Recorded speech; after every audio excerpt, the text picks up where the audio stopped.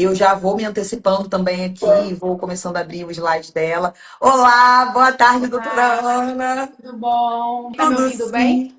Eu tô te ouvindo e vendo muito bem. Você tá conseguindo me ver? Então, sim, Maravilha! tá ótimo. Gente, doutora Ana é queridíssima, assim, fiquei apaixonada no resumo que você submeteu, no seu trabalho, porque depois eu fui lá vasculhar o seu trabalho e a cada coisa mais que eu vi, a cada detalhe, a cada coisa que você conseguiu transmitir em torno dessa construção desse seu projeto, que é um projeto muito lindo, e as do amanhã, né? Então, você Exatamente. atinge mulheres ali no estágio primeiro da constituição de ser humano, né? Bem pequenininhas, as nossas mulheres menininhas, bebezinhas e crianças. Eu acho que é um conteúdo muito lindo, os seus livros, então eu com certeza vou ter muito prazer em compartilhar ele com as crianças da minha família, assim. Que bom. Achei incrível o trabalho. Então, muito obrigada por ter, primeiro, né, apresentado o seu trabalho para a gente no resumo lá, submetido o seu resumo. E segundo, ter topado essa aventura. Gente, a doutora Ana já tinha coisas muito programadas, assim, importantes no dia de hoje. Sim, Ela sim. fez uma super correria na rotina dela hoje, Tô para ela toda conseguir estar maquiada. aqui com a gente, porque ela já tinha uma agenda e é isso, né? A vida não dá uma coisa só. Ai, e a minha avó traziam, assim, essa sensação numa frase popular carioca muito legal. Eles diziam para mim assim: pobre, minha filha, nunca tem nada para fazer. Mas aí, quando o pobre é convidado para uma coisa, aparece três. Verdade. Então, elas diziam que a Bem, gente nunca tinha o que fazer. Mas é, quando aparecia um evento, logo aparecia mais dois eventos que é pra gente ficar triste que não dá para fazer tudo. E a doutora Ana fez esse sacrifício, se imagina. desdobrou aí para conseguir estar com a gente e dar conta de tudo. Hoje, uma mulher aí né, lidando com uma sobrecarga no sábado, mas que é um privilégio para nós poder ouvir e conhecer o seu trabalho. Eu vou fazer como com as outras meninas, tá? Eu vou fechar o microfone. Tá bom. Eu tô com a nossa conversa do WhatsApp aberta para eu poder abrir a sua apresentação. E aí eu vou começar esse processo. Aí você pode ir se apresentando, falando brevemente, enquanto eu vou tentando me entender com o slide, que, como eu falei antes aqui com a doutora Maria Eduarda, está sendo desafiador para mim de tarde por conta Não, da tudo luz, mas vai dar tranquilo. tudo certo. Vamos lá. Não, tá tudo tranquilo. Muito obrigada. Agradecer a Thaís pelo convite, a todas as pessoas que estão aqui online, as colegas que apresentaram, as outras mulheres. Eu não pude estar de manhã, né, por um outro evento que eu participei, mas eu quero assistir tudo que foi falado. Os temas estão lindos, trabalho lindo. É o primeiro ano, espero que de muitos, viu, Thaís? Que a gente precisa de projetos e de espaços, né, para que a gente possa dialogar. Eu sou mãe de três e venho aqui falar hoje para vocês de uma forma bem diferente, com uma outra linguagem, né? É, eu sempre. Agora eu tô vendo direitinho. Eu vou me apresentar um pouquinho para vocês vão ver que tá uns desenhos aí, né? Então, o tema que eu trouxe para vocês hoje é Entre Mandalas e Contos, práticas sensíveis para o cuidado da saúde mental das mães. E aí eu vou me apresentar rapidamente. Antes, né? Quem sou eu? Eu sou há 20 anos eu já trabalho com mães na área de saúde mental das mães, fiz meu mestrado, meu doutorado nessa área. E claro que depois da minha maternidade, de eu ter me tornado mãe, que tudo isso veio à 10ª potência, né? E eu comecei a perceber o quanto um puerpério, por exemplo, aquela solidão que a gente sente, aquele desespero do novo, tudo aquilo que a gente passa, aquilo não estava em manual, né? Então eu não sabia sobre aquilo e o quanto foi assustador passar por todo o processo, mesmo tendo um conhecimento técnico, mesmo sabendo teoricamente o que seria, né? Então eu falei, poxa, eu preciso realmente me aprofundar mais sobre isso. Eu comecei no meu mestrado a falar sobre depressão materna e o impacto disso nas crianças. E com o decorrer do tempo, eu comecei a perceber o quanto eu falar sobre depressão em mães e o quanto isso afeta as crianças e muitas pessoas que estavam escutando, elas interpretavam isso como aumenta a culpa nessa mãe. Poxa, então quer dizer que eu não estou bem, meu filho também não está bem. E aí a gente começou a pensar em formas de mostrar para essa mulher que não, o fato de você não estar bem é culpa de uma sociedade que está falhando, não é? Então é sinal de que eu preciso cuidar de você, mãe. Não só porque você é um esteio para que a criança esteja bem, para que a sociedade esteja saudável, para que tudo flua, né? Então, comecei a participar de algumas campanhas, né? Inclusive campanhas nacionais em prol da saúde mental materna. E assim, o que eu ia dizer para vocês, né? E como que eu cheguei? Então, é nesses 20 anos, como carreira acadêmica, como docente, eu fiz todos os meus estudos na Universidade de São Paulo. Estou há 9 anos morando na Bahia, em Salvador, onde eu desenvolvo vários projetos com mães também. E aí, nesses 20 anos, gente, eu tive várias publicações científicas, como o Thaís falou aqui, né? Que você encontra em bases indexadas, vários artigos, capítulo de livros, Brasil, fora, enfim. E eu percebia e aí, quem tem acesso a isso? Nem meus alunos acessavam, porque tem artigo científico que você tem que pagar para ler. Então, eu falava, gente, quem vai ter acesso a esse material? Se eu preciso mudar essa realidade dessas mães, dessas mulheres, eu preciso me tornar mais acessível a elas, né? E aí, de uns 5 anos para cá, comecei um movimento com meus alunos de fazermos cartilhas que fossem acessíveis, de envio, assim, é gratuito. Então, a gente falava sobre vários temas e mandava para essas mulheres para que tivesse uma informação, né? Até preparação para o parto, várias questões que a gente detectava como importante, a gente começou a fazer em formato de cartilhas, né? Para ficar mais visível. E essa questão da linguagem surgiu, né? Essa necessidade de uma nova linguagem para os meus livros que eu vou apresentar aqui para vocês.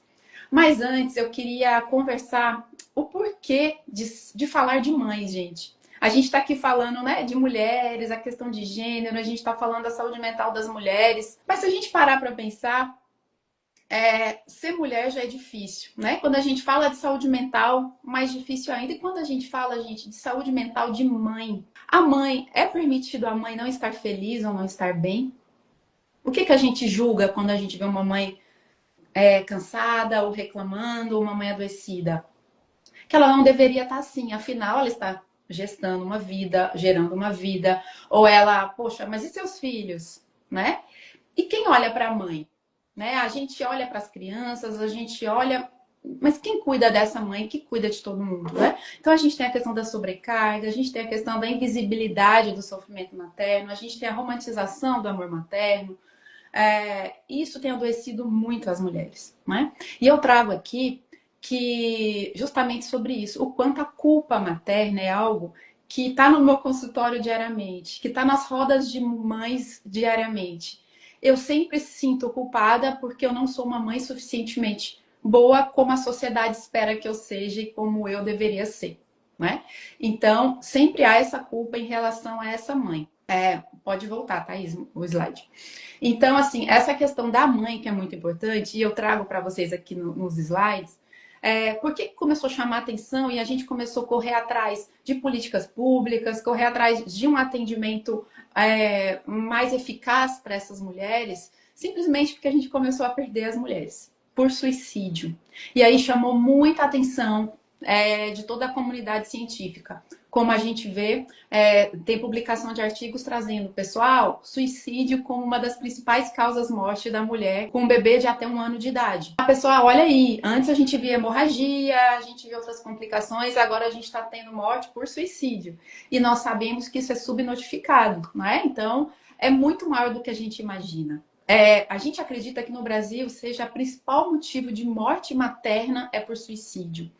E nós temos uma taxa muito alta de 25% de mulheres com sintomatologia depressiva no pós-parto. A maioria das mães, elas adoecem em silêncio, elas têm pouco acesso à escuta, a diagnóstico e a tratamento adequado, né? Então, nesse cenário, podemos seguir, Thais. Nesse cenário, gente, surge através da minha experiência pessoal, como mãe, como profissional, como psicóloga perinatal, a ideia e a inspiração para 2 livros que estão aqui. Até a primeira vez que eu falo assim numa live sobre isso, que eles acabaram, né, de surgir aí. E o objetivo é abrir espaços de acolhimento, né, sensível, em que a arte, a escrita e o afeto se tornam caminhos legítimos de cuidado. E sim, pessoal, esses livros eles são pensados para ser uma estratégia de atendimento, inclusive. Eu vou trazer isso para vocês aí mais para frente, pode até passar, e a gente vai ver que esses livros eles foram pensados também para ser estratégia de cuidado, né? Então, o livro Mandalas, ele é um livro, deixa eu ver se eu consigo mostrar para vocês aqui. Ó, ele é um livro com vários desenhos de gestantes. Que coisa mais linda, maravilhoso. Ele é lindo. E assim, Thaís, ele surgiu num momento que tá bombando Bob Goods, né? E todo mundo assim, nossa, você se baseou nos livros de colorir, que as crianças estão colorindo. Gente, não. Foi uma coincidência, assim, porque esse livro ele surgiu. Minha filha mais nova está com 6 anos de idade. Ele surgiu através da minha experiência de parto. Vou contar bem rapidinho aqui. O meu primeiro parto foi bem difícil, né? Eu sofri algumas violências, não foi um parto que a gente pensa em ter, né? Eu tive os 3 partos normais. O primeiro normal, os outros 2 de forma natural. E a partir desse primeiro parto, eu comecei a estudar um pouco mais e tentar me conhecer mais, ter mais domínio do meu corpo, entender o que era a dor do parto, né? E nesse processo eu fui apresentada as afirmações positivas, né? Que são afirmações em que eu vou ressignificar a minha ideia de dor, a minha ideia de parto. Então, por exemplo, a dor que eu sinto no parto, sem querer romantizar, porque dói, mas eu posso encarar ela como um momento de abertura, um momento de aproximação em que eu vou encontrar o meu bebê. A gente começa a perceber, por exemplo, na hora da contração, se eu me contrair, eu vou só piorar a minha dor. Eu tenho que relaxar e compreender o que está acontecendo no meu corpo. Então, se eu for falar aqui, eu vou ficar um tempão falando sobre isso. Eu adoro falar sobre isso. Mas assim, eu comecei a perceber que as afirmações positivas, o mantra, eu sempre pratiquei yoga, isso poderia me ajudar e ser favorável para o meu parto. Então, no meu segundo parto, eu já fui muito mais preparada. Eu tive um parto menos dolorido, um parto mais rápido, mais segura. E aí, na terceira gestação, que foi da minha filha, eu senti uma necessidade de ter algo a mais que me ajudasse. E aí surgiu a questão, vontade de colorir mandalas. E eu comecei a colorir mandalas na terceira gestação. Isso me ajudou muito, principalmente porque eu nunca tinha um tempinho para mim, né? Porque eu estava com 2 filhos pequenos e grávida da terceira. Então, aquele momento de colorir, de repetir aqueles mantras, que é uma meditação ativa, esse momento me trouxe para o presente, me fez me conectar com a minha neném. E isso fez toda a diferença. E daí surgiu esse livro, Mandalas, que ele é uma prática de autocuidado, de autoconhecimento. E é um convite à respiração. Hoje em dia a gente vê que as gestantes estão preocupadas com tanto protocolo, né? Eu tenho que cumprir tanta coisa, eu tenho que fazer isso, fazer enxoval, e a gente não tem tempo para o nosso retorno para a gente mesmo. Então, esse livro, Mandalas, ele veio com esse propósito. No final da minha fala aqui, eu vou ler uma frase, uma parte dele. Eu trago no final também várias afirmações que eu peguei os principais medos das gestantes no meu trabalho, os que eu sentia também. Então, medo do meu corpo não voltar ao normal, medo do meu bebê morrer, medo do meu bebê ter que ir para UTI, medo de eu fazer algum mal para o meu bebê. E aí eu trago algumas afirmações positivas para que esse medo seja trabalhado, tá? Pode passar aí, Thaís. Como a gente tem pouquinho tempo, minha vontade é de ficar falando bastante tempo sobre eles, né? Então, ele é muito utilizado, gente, agora em grupos de doulas, em grupos de gestantes, no pré-natal psicológico, que é um outro tema que a gente precisa falar, né? Um pré-natal psicológico bem feito previne até 80% a chance dessa mulher ter uma depressão no pós-parto. Né? E a gente sabe que a depressão pós-parto afeta muito o vínculo mãe-bebê, a família, em todos os sentidos, e reduz, inclusive, essas taxas de suicídio, né? Então, é um livro que tem sido utilizado muito por profissionais da saúde. Bora, vamos continuar aí para o próximo livro. Então, tem vários impactos, né? E aí, gente, veio... a minha ousadia foi tão grande nesse processo que eu resolvi escrever um livro infantil. E aí veio Cissa e o Coração da Mamãe, que é um livro baseado nas minhas experiências com a minha filha. E aí, assim, eu participo como coordenadora de um movimento que é o Maio Futacor, que é uma campanha nacional. Já temos mais de 150 leis aprovadas a favor da visibilidade da saúde mental materna, né? E é um tema que a gente sempre conversa sobre, gente, a mulher ela tem uma sobrecarga, né? Hoje em dia nós assumimos múltiplos papéis, principalmente a mãe solo. Então essa mãe que precisa sair, ela precisa trabalhar, ela precisa cuidar dos outros filhos, ela faz tripla jornada, né? E essa mulher, a mesma mulher que sente culpa por ver seu filho ali, e por mais que vá naquele momento, você não consegue estar com ele o tempo todo com a qualidade que você gostaria. Então isso gera uma culpa imensa nas mães, ao mesmo tempo em que gera uma sensação de solidão e minha mãe, será que minha mãe me ama mesmo? Será que ainda me cabe no coração da minha mamãe? E baseado num diálogo, aqui a foto tá eu e minha filha, eu e Cecília. E eu e ela, um dia, eu dava aula à noite, eu com os meninos, eu chegava, com os irmãos mais velhos também, tendo que estudar, tendo que arrumar lanche, um monte de coisa. Eu chegava, ela fez uma carinha ruim e falou: Mãe, por que você não pode mais brincar comigo? Nunca mais. Né? E aquilo doeu muito no meu coração. Porque eu queria brincar com ela, né? Eu queria poder estar com ela, mas eu não conseguia naquele momento, né? E claro que isso depois mexeu nas estruturas e eu me reorganizei, enfim. Mas assim, abalou muito. E nisso eu falei, gente, o quanto é difícil eu explicar para minha filha que eu estava cansada, sem que ela gerasse culpa nela também, de que a culpa não é dela, é de um sistema.